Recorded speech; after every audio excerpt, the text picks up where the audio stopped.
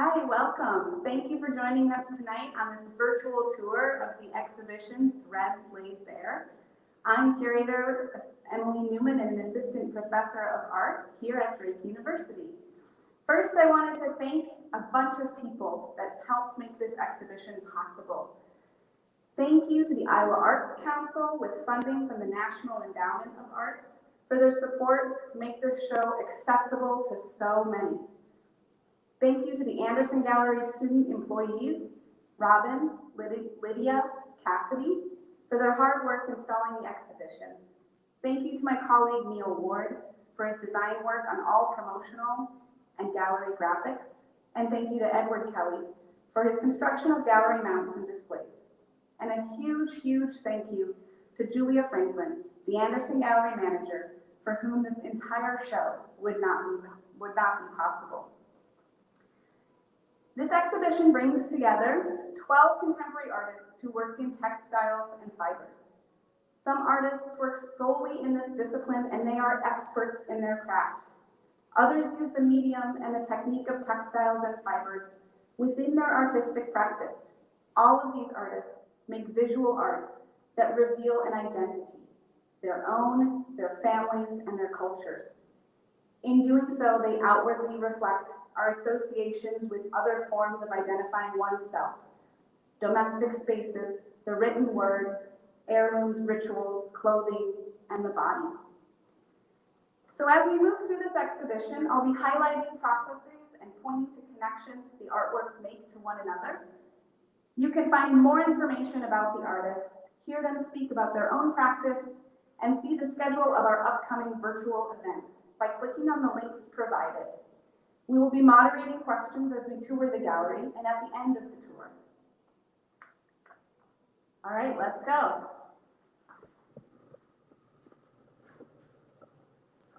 We open the gallery with Indira Allegra's Process and Identity on full display.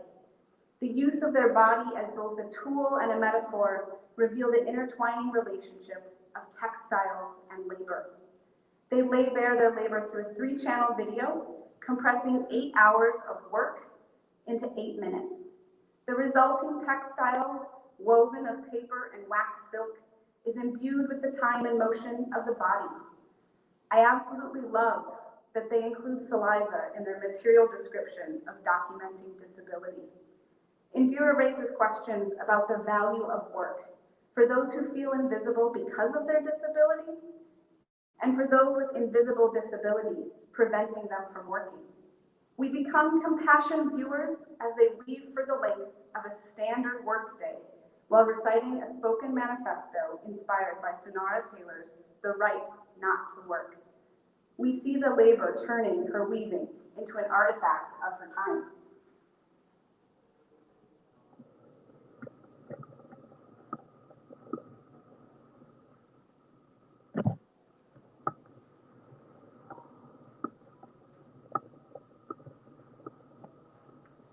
As we continue into the gallery, time and labor continue as themes and subjects in Anne Clark's Time Notes Day. A knitted and filled rug of an abstract text element juxtaposed with an aging set of eyes. The process of knitting such a large-scale piece allows us to immediately see how time and labor tie Anne to her work, but also how time and labor affect her subject matter, peering out from above a type of hand notation, an element seemingly relegated to the past these days. Anne's use of the rug as a form connects the viewer to the domestic space, that which many of us now occupy more hours of the day than we might have in the past. Anne's use of representation in the form of a rug move us to see the narrative potentials of textiles.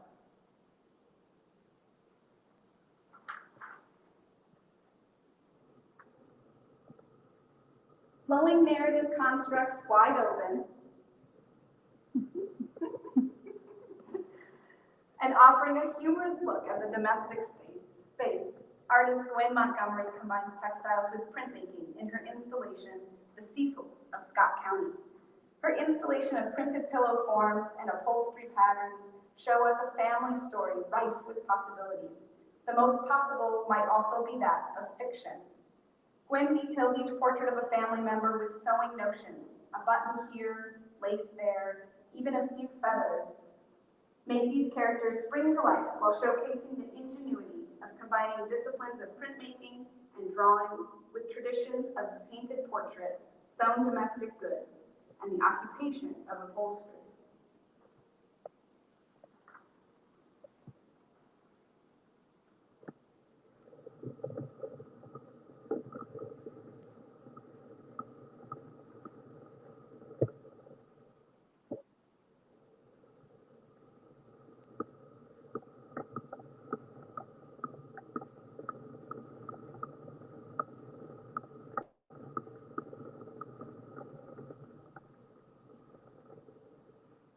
Continuing the combination of disciplines, another of Gwen's work, Late Bloomer, uses a relief monotype printed on found textiles to continue the theme of narrative, domestic object.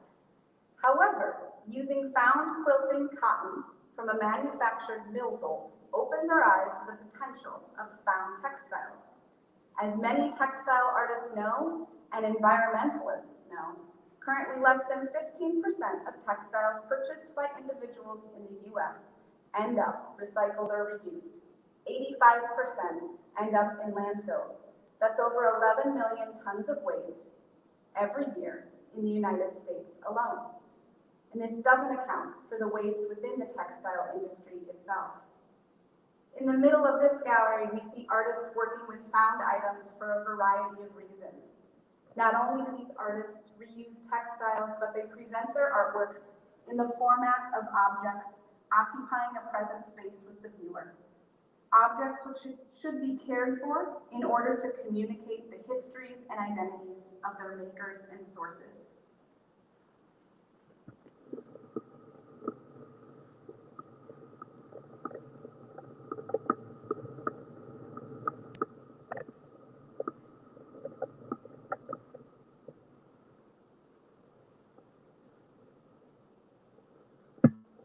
Sophia Rupert makes just about anything into a loom, including an old farm pitchfork in tool repurposed for a spiritual use. By combining hard, rough materials with the traditional process of weaving, she asks us to think about the history and inherent connotations of materials, their intended and repurposed uses, and the presumption of textiles as soft and stereotypically feminine. Another artist, Nicole Davis, repurposes found textiles, dish towels, pillowcases. Then she screen prints patterns on top and combines colors, textures, and patterns into dimensional, soft collage. She uses only found fabrics in her work, stitching and weaving them as metaphorical symbols of society's marginalized groups. She questions the current status quo within culture. Nicole's solution is to go against that model and find materials that speak to her truth, elevating the rejected fabric as an object of historical beauty. Her source textiles have stories to tell from the individuals that wore, washed, and handled her materials. Nicole projects their voice by contrasting and arranging colors and textures, showing us how the ancestors of her past continue to identify themselves and guide her in new forms, such as in the work Untitled Aretha.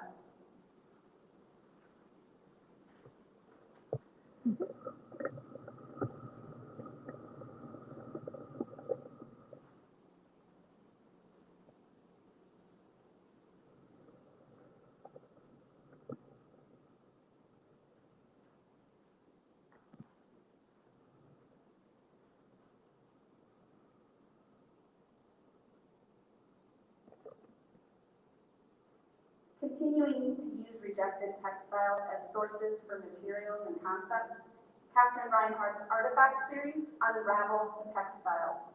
Her threads are literally laid bare for us to see, abstracted forms within a field alluding to topography. These objects suddenly become landscapes, Landscapes of the home, very familiar for anyone with children. Catherine documents the time and space of her children in other familiar forms, such as height charts alluding to a cross-section of geological time. Each of these works also shows us the labor of the artist and mother, and by the process of deconstruction, the labor of weaving threads to form cloth.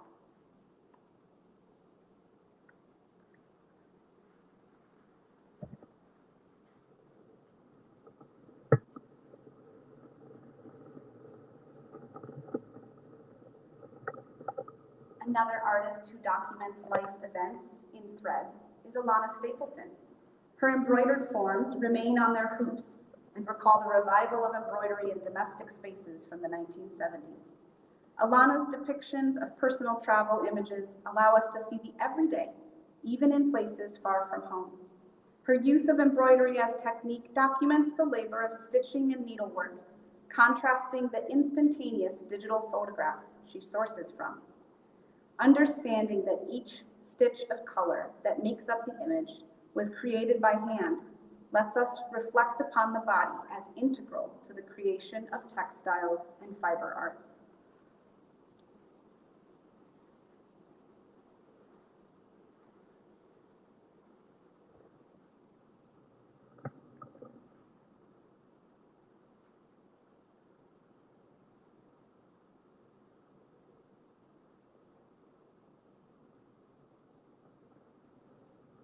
And across the gallery, we continue with the themes of found textiles, the labor associated with the creation of textiles, the forms of collected objects, and the reference to the body. We encounter a long, narrow, embroidered cloth. This cloth, at over 10 feet long, mimics the format of a Jewish Torah binder, a custom of the German Ashkenazi. The traditional swaddling cloth is constructed using strips of baby clothes sewn together and personalized by the mother after the circumcision of her son, and then donated to the synagogue to bind the Torah, an act of linking the child to the Jewish religion. Artist Katja Oykerman creates her own binder from family textiles in the work, Stories from a Torn Swaddling Cloth.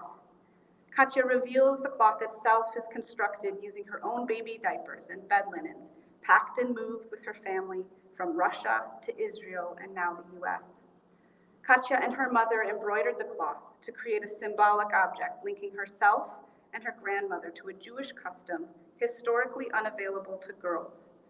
This object is imbued with the embroidered inscriptions of her mother's name, and Katja's mother is visible in her handwork.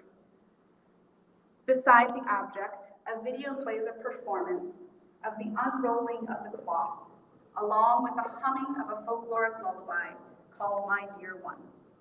Katja's rhythmic film titled Oh My Dear One fills the space with the sounds familiar to mothers and children and becomes a meditative experience as the cloth is rolled and unrolled, the embroidery revealed and concealed.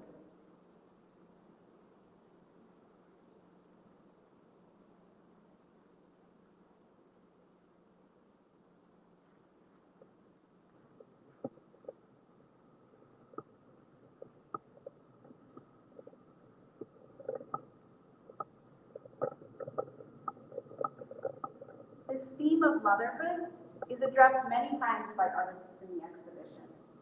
Sophia Rupert isolates the umbilical cord from the body in her sculpture, I Poked You Where We Were Connected, recalling a memory from her mother's touch to her belly button. This tenderness of a moment recalled between mother and child is contrasted by the abstraction of the body part and the hard materials of plaster and stiff vinyl used to create the sculpture.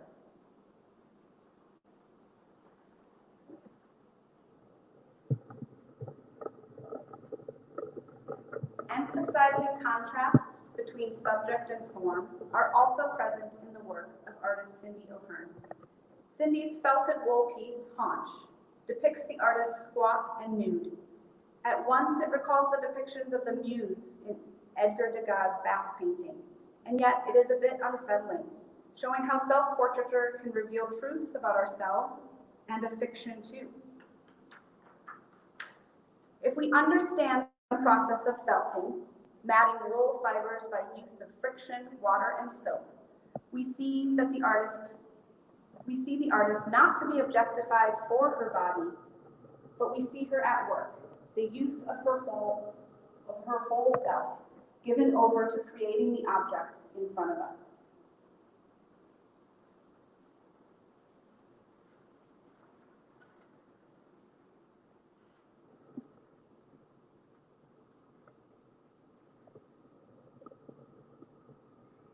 Anna Carlson alludes to the body with textiles as well.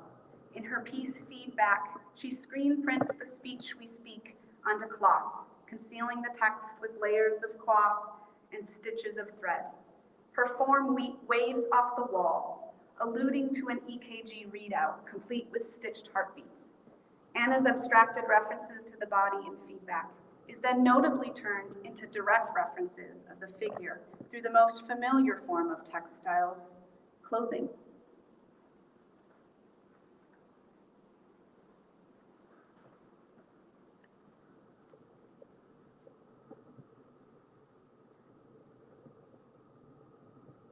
Anna's dress, the only clothing in the exhibition, displays as something we are all so familiar with.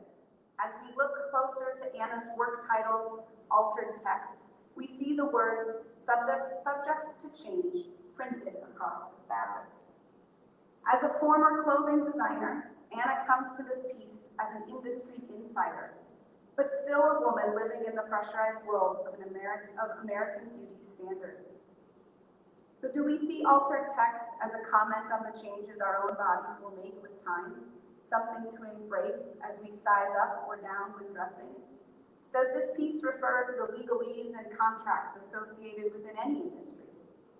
As a recognizable form that feels comfortably approachable, altered text also leans into the political.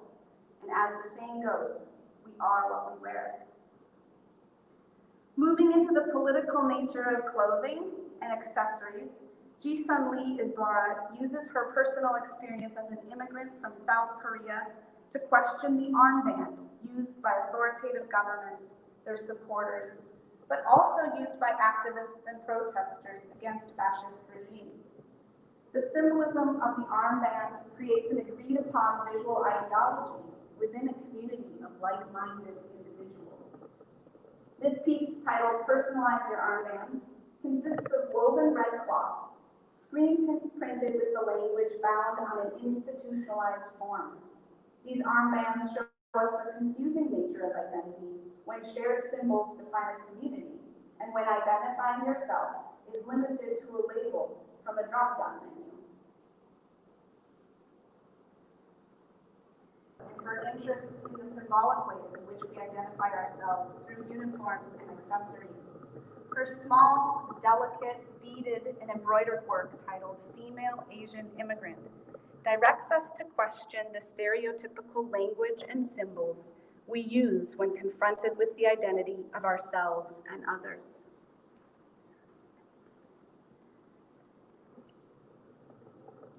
As we move into the back of the gallery, themes of the body as subject matter remain, but the cultural meanings emerge, including cultural and media stereotypes of race, age, and gender. Ji-Sun's work, Stare, consists of embroidered thread stained with foundation makeup and googly eyes. The repeated circles reference the makeup pots from which they originate. They also reference the limited skin tone choices available, found in mass-produced goods. The addition of googly eyes makes us think about the act of staring, both giving and receiving a stare as an act of emotion, as an active emotion of judgment.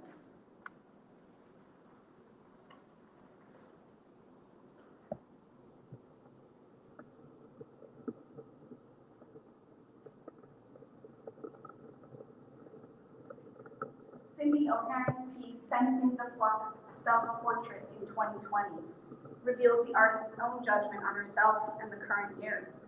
She depicts herself as monumental in scale, yet unbothered by our stares at her, thrusting her jaw forward, pulling at her lip, a gesture of nerves, stress, or deep thought. Cindy's painterly application of wool fibers pulls us into her art, showing us her keen understanding of color theory and building form. But the scale of the work pushes us back to take in the whole. This back and forth between artwork and viewer creates the action of being present in both the process of making and the concept of the self as subject. Her portrait's gaze is unavoidable, as is ours upon her handwork. The gaze continues to be an important theme, and fibers come to the forefront as material, with the other three artworks in this area of the gallery. The tactile qualities that emerge from working with yarns engage our sense of touch. The action of moving close in to see material and then moving away to grasp the image as a whole also continue to engage us in the active experience of viewing art. Anne Clark returns with Amelia, a tufted circular form that Clark refers to as an eye portal. Amelia is named after Amelia Bloomer, a women's rights advocate. I have to note this other happy coincidence. We have a portrait of Amelia, for whom the reformed style of wearing bloomers is credited, and Gwen Montgomery's piece titled Late Bloomer in this exhibition. Our gaze again turns to more fiber-based artworks that continue the theme of engaging and activating the viewing space. Wanda Ewing's two works, Gold and Brown and Three Figures, use the process of latch hook. Again, space is needed for the viewer to take in the whole of the image. With distance, we can see figures emerge, portraits, nudes, women. Our gaze may feel like voyeurism on one hand, seeing images of sexually charged Black female bodies, images that pop culture and the media have labeled as dangerous. And yet the softness and the familiarity of a latch hook craft make us feel differently and invite us to gaze at these women to see their beauty. As a note, the artist Wanda Ewing was a force and presence from Omaha, Nebraska. She was a multimedia artist who gave herself the name of Latch Hook Maven. Wanda fearlessly delved into issues of race, particularly pushing against stereotypes of the Black female body in popular culture and the lack of Black women within the art historical canon. Wanda crushed other stereotypes in her career as well, becoming the first full-time professor of color to receive tenure in the art department of a major state university. In 2013, Wanda died from a complication with chemotherapy. Her legacy lives on in Nebraska through a scholarship program and the Wanda D. Ewing Gallery, located within the Union for Contemporary Art in North Omaha. We are so honored to show her artwork within the context of this exhibition, and we know she would have loved to discuss her important life work with others.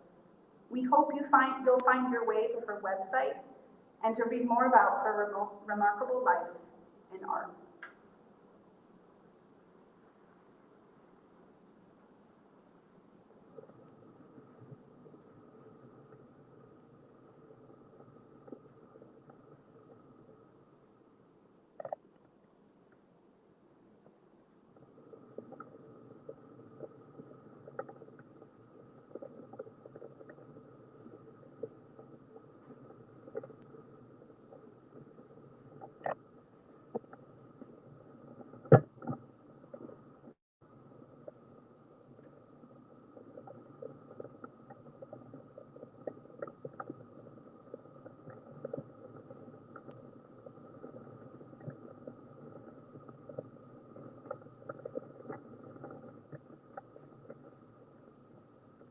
As we move back towards the front of the gallery, we return to textiles and threads as storytellers.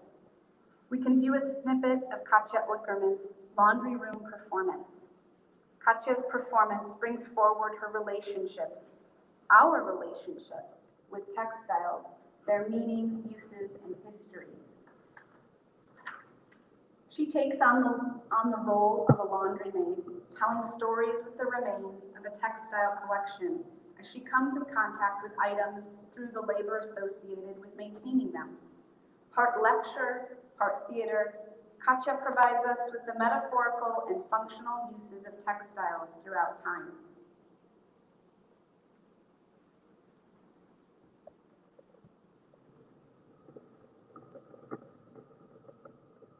stories and how threads reveal our identities are investigated further in Anna Carlson's Pages series. These text-based pieces lay bare the relationships between mother and daughter in the form of a fabric two-page spread. Anna visualizes speech patterns through the use of color and stitches over printed transcribed speech. These textile conversations document the community built within the formats of the written and spoken word. They document the history of the conversation with symbols and capture the identity of the speakers, however abstract we as the viewers may see them.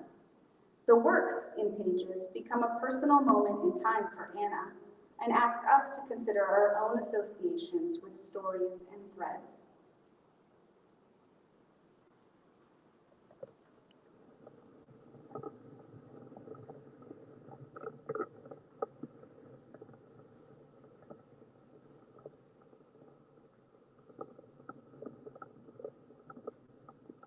Sophia Rupert's Plastic Prayer Bags ends our tour. Here we return to the abstraction of forms from personal stories. Stories recalled from moments in time, from family histories that reveal identities as we remember them. Sophia bases this work on her Depression-era grandmother's inclination to save bags for reuse. Using sculptural materials, Sophia shifts our connotations of both bags and textiles. Filled with plaster and bulging from the wall, these bags rearrange the function, shape, and texture of a textile. Her delicate threads on top reference strands of hair, worn or fraying fabrics, or even inadequate closures to tie the weight, both physically and metaphorically, bulging from the bags.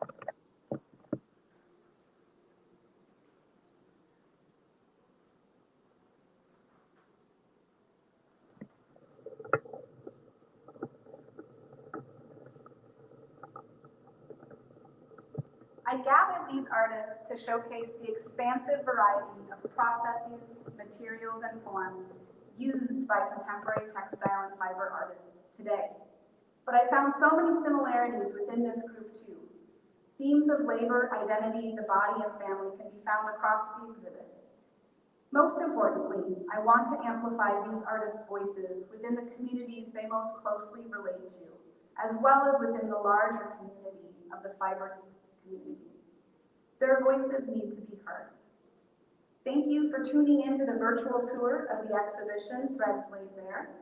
We hope you can join us for upcoming virtual events, such as artist lectures, discussions, and demonstration workshops.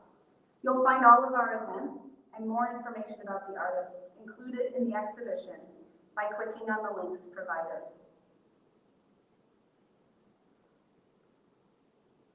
Thank you.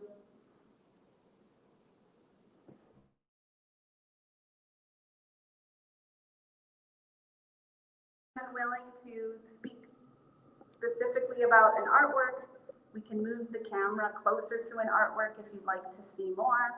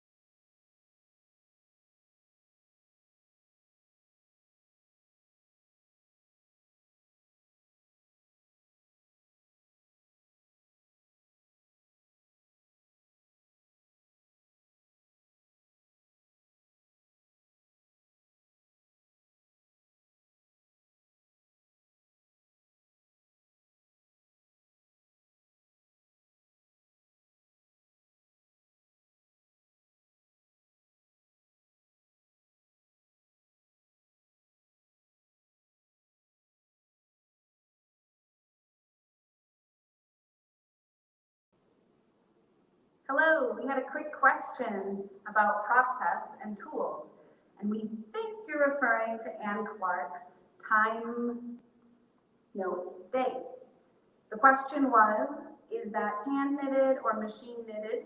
I believe it's machine knitted, but I encourage you to join the discussion between Anna Carlson and Anne Clark, where they can explain more about their process and craft.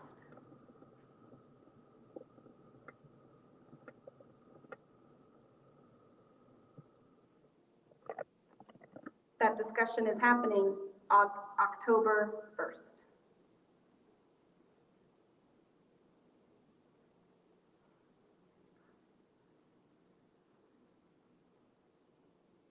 Thank you for your questions. If anybody has any other questions, please post them in the chat and we'd be more than happy to talk about individual artworks.